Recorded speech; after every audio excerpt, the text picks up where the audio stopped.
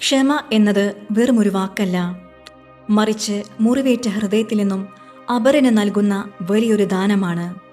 നോമ്പുകാലം നമ്മെ ഓർമ്മിപ്പിക്കുന്നത് ദൈവത്തോട് സൗമ്യതയിലായിരിക്കുവാനുള്ള ആദ്യപടി സഹോദരങ്ങളോട് ക്ഷമിക്കുക എന്നതാണ്.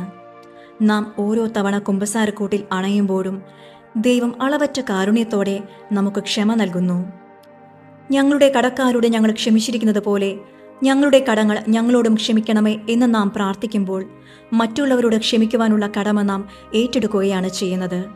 ക്ഷമിക്കുന്നത് മറ്റൊരാൾക്ക് വേണ്ടിയല്ല, മറിച്ച് നമ്മുടെ തന്നെ ആത്മീയ വിടുതലിന് വേണ്ടിയാണ്.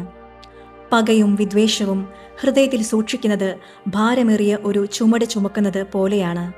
അത് നമ്മുടെ പ്രാർത്ഥനയെ തടസ്സപ്പെടുത്തുന്നു. ക്ഷമിക്കുമ്പോൾ നാം ആ ഭാരത്തിൽ നിന്നും സ്വതന്ത്രരാകുന്നു.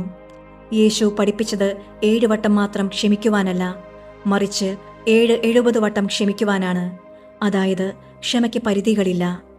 നമ്മെ വേദനിപ്പിച്ചവർക്ക് വേണ്ടി പ്രാർത്ഥിക്കുവാനും അവർക്ക് നന്മ നേരുവാനും സാധിക്കുമ്പോഴാണ് നമ്മുടെ നോമ്പ് അർത്ഥപൂർണമാകുന്നത്. ക്ഷമയുടെ ഉറവിടമായ കർത്താവെ, എന്നെ വേദനിപ്പിച്ചവരോടും എനിക്കെതിരെ പ്രവർത്തിച്ചവരോടും പൂർണ്ണ ഹൃദയത്തോടെ ക്ഷമിക്കുവാൻ എനിക്ക് കൃപ നൽകണമേ. എൻ്റെ ഉള്ളിലെ കയ്പും പകയും മാറ്റി പകരം അങ്ങേ സ്നേഹം നിറയ്ക്കണമേ. അങ്ങ് എന്നോട് ക്ഷമിച്ചതുപോലെ മറ്റുള്ളവരോട് ക്ഷമിക്കുവാൻ എന്നെ പഠിപ്പിക്കണമേ. ആമേൻ.